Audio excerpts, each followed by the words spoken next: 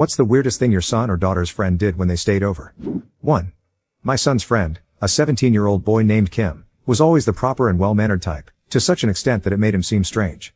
One Saturday night, I arrived home from an outing, and the first thing I see when I walk in the door is Kim wearing a Scooby-Doo costume that was 3 sizes too small. He was crawling around my living room on his hands and knees while trying to speak like Scooby. He then saw me and tried to play it off, but I soon learned that Kim, my son, and the other friends were all on something. What I witnessed, I had to be sure that I wasn't the one hallucinating. 2. My 9-year-old daughter had a sleepover, and her friend kept calling me daddy over and over. It was pretty weird. Also, her parents didn't respond to my calls the next day until about 6 p.m., which I thought was a little weird too. I ended up taking the 2 of them swimming, and the girl kept saying, "Daddy, look at this." When I brought her back, she left her soaking wet towel right on my dad's leather chair, which left this stain of towel fuzz that I couldn't get off. My dad went crazy when he came home and found his chair ruined. 3. This happened when I was a child myself, but it was a friend of my younger sister who was staying over at the time. She was a girl from a few houses down and stayed over on Friday nights every so often. This girl seemed normal enough, not a screamer, crier, or smelly at all, so you can imagine my surprise waking up on Saturday morning to find her ambling out of the crawl space in the basement, wiping crumbs from her mouth. She ran off to my sister's room without a word. I later found an empty bread bag in the crawl space and a loaf missing from the deep freeze in the basement. 4. No kids, but my cousin had a friend stay over.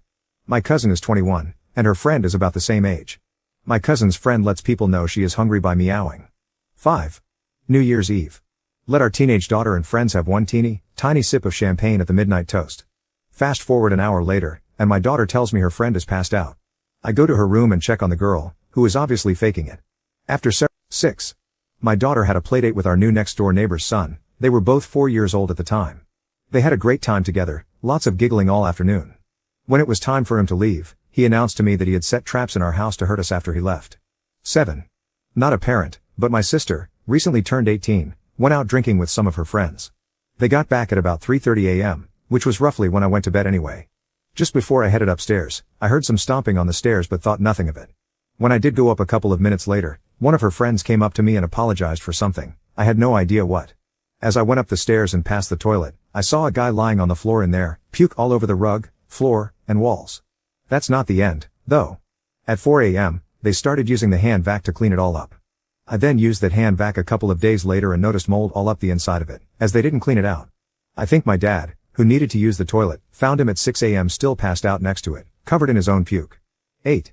A friend of mine has a granite dinner table at home, and when he came over to my parents' house, he opened the beer I gave him on the edge of our super expensive wooden table and damaged it. My mother was in tears because the table was really expensive and imported from somewhere far away, and she had already returned it 3 times due to imperfections in the wood.